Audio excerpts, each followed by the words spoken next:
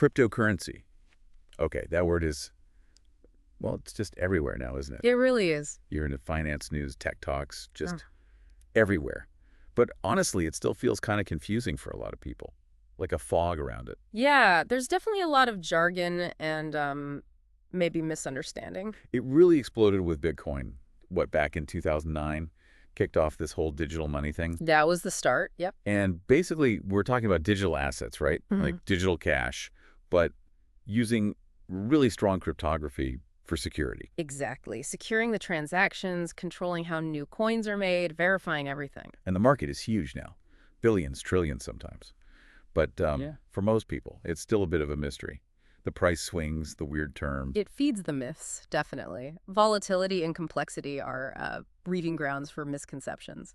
So yeah, that's what this deep dive is all about. We want to cut through that noise. We're going to take some of the biggest myths, pull them apart with facts, and hopefully give you a clearer picture, like what crypto really is, how it works, the real pluses and minuses. Precisely. And the goal isn't just listing facts, right? It's about fostering a more informed perspective, a critical one. Yeah, moving beyond just the crazy price headlines. Exactly. Getting to the technology underneath the blockchain and what it might actually do, understanding the innovation, not just the speculation. Okay, so let's dive in. Myth number one. This is probably the oldest one, the idea that crypto is just for criminals.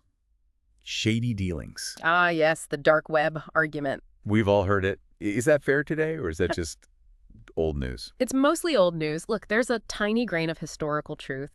Very early on, yes, some cryptocurrencies were used on dark web markets. Because it was harder to trace. Well, because it was pseudonymous. But the scene today, totally different. The vast, vast majority of transactions now are legitimate. People investing, sending money home. Like remittances. Exactly. Remittances, buying things online, all sorts of normal stuff.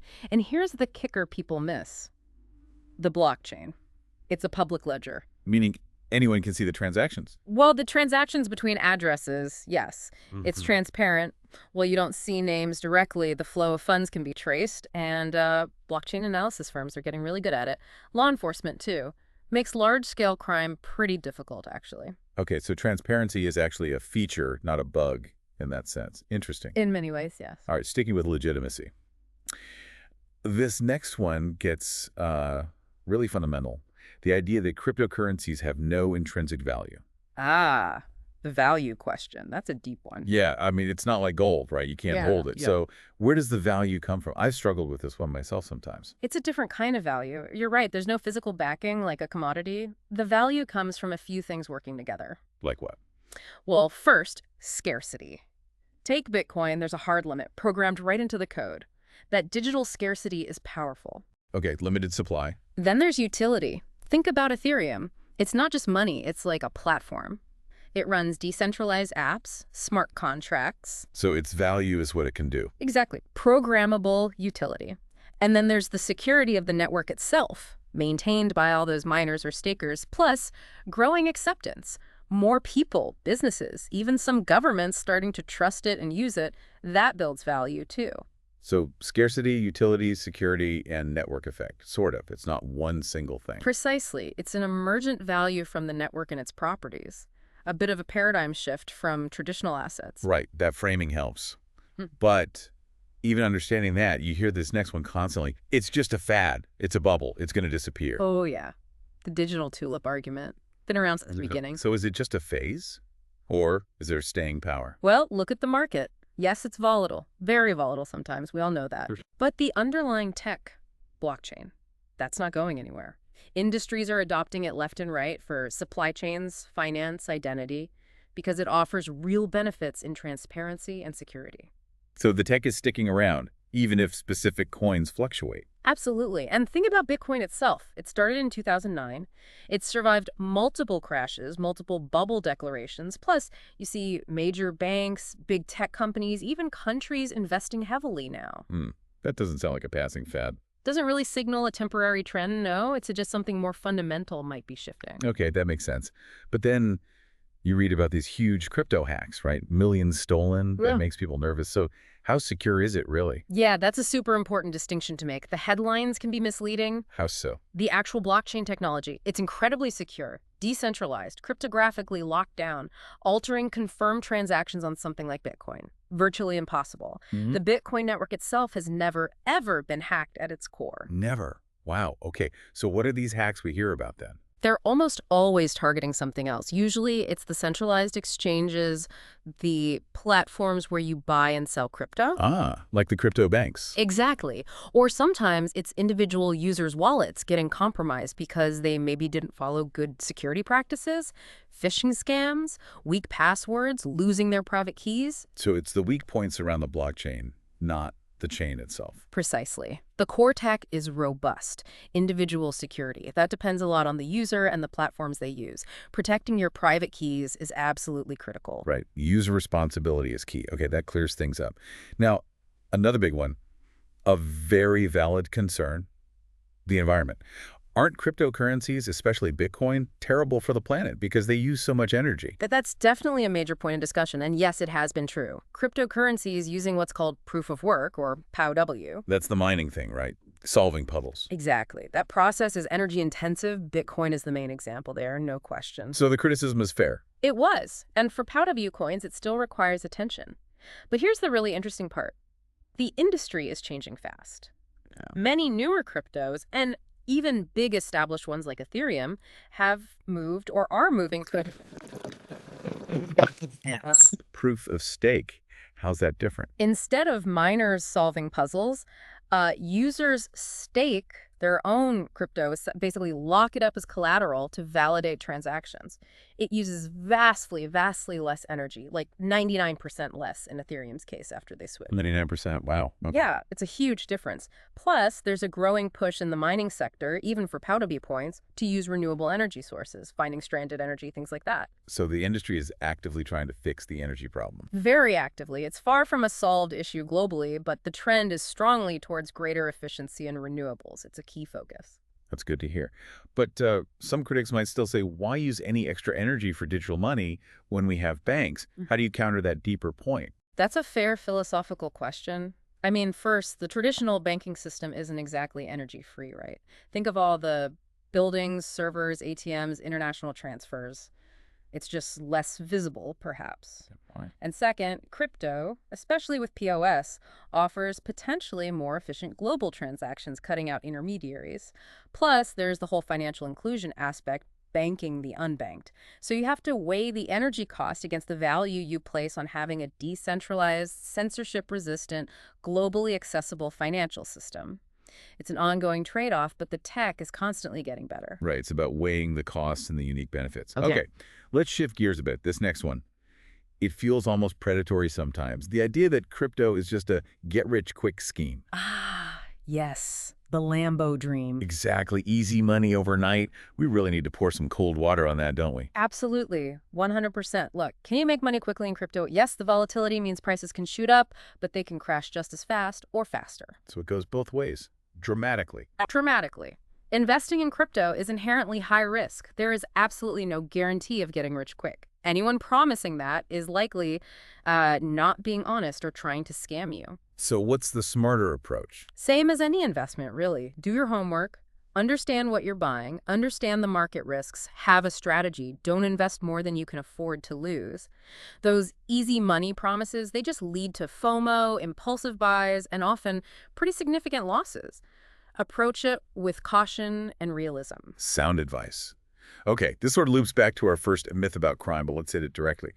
The idea that crypto is totally anonymous and totally unregulated. Right. Two related misconceptions there. So is it anonymous? Mostly no. As we said, it's pseudonymous. Your real name isn't usually tied directly to your wallet address on the blockchain itself, but the transactions are public and traceable between those addresses. Anonymity is very hard to achieve perfectly. Okay, so traceable, not anonymous. What about regulation? Is it the Wild West? It was more like that, maybe. But not anymore. The regulatory landscape is changing incredibly fast all over the world. How so? Many countries are putting rules in place. Things like anti-money laundering AML and know your customer KYC requirements. KYC, like verifying your identity. Exactly. If you want to use most major exchanges now, the reputable ones, you almost certainly have to provide ID, prove who you are, just like opening a bank account. So completely unregulated, definitely not anymore. It's becoming more integrated into the financial system with rules attached. Okay, that's a much clearer picture, right? Final myth. When people hear crypto, a lot of them just think Bitcoin. Is that accurate? Are all cryptocurrencies basically just copies of Bitcoin? Not at all. That's like saying all websites are the same as Google because Google was early and is the biggest. Ah, okay, good analogy. Bitcoin was the pioneer, absolutely. Groundbreaking, still the biggest. But since then, thousands of other cryptocurrencies have been created, altcoins. Literally thousands. And many have totally different goals and technologies. Ethereum, as we mentioned, brought in smart contracts. That enabled DeFi, decentralized finance, and NFTs. Right, the digital collectibles. Exactly. Then you have coins like Monero, focusing heavily on privacy. Others like Solana, built for super fast transactions. Some are designed just to link different blockchains together so they can talk to each other, interoperability. So it's a really diverse ecosystem. Incredibly diverse. Each project has its own tech, its own community, its own purpose, its own risks and potential. Just lumping everything together as like Bitcoin misses the vast majority of the innovation happening in the space. Wow. Okay, we've busted quite a few myths there. Yeah. So, summing up this whole deep dive, what are the absolute key things you hope people take away from this? I think the main thing is just complexity. The crypto world is way more complex and nuanced than the headlines suggest. It's not simple sound bites. Definitely not. And these myths we talked about, they usually come from seeing only a tiny piece of the puzzle or relying on really outdated information. And importantly, the real value maybe isn't just the daily price ticker. Exactly. The long-term potential, if it's realized, is in the blockchain technology itself. Its ability to create more transparent, efficient, maybe even fairer systems. The price is just one, very volatile, part of that bigger story. So if someone's listening and wants to get involved or just understand it better, what's the first step? Education. Honestly, learning the fundamentals is the best investment you can make. Understand the risks. Understand that different projects are trying to do different things. Don't just jump in blind. Build that understanding first. And it sounds like things are always changing, evolving. Constantly. That's maybe the most exciting part. The industry is tackling its problems, like the energy use, like scalability. It shows resilience, innovation. It's definitely not standing still. Okay, so looking ahead then, even with all that progress, what are the big hurdles?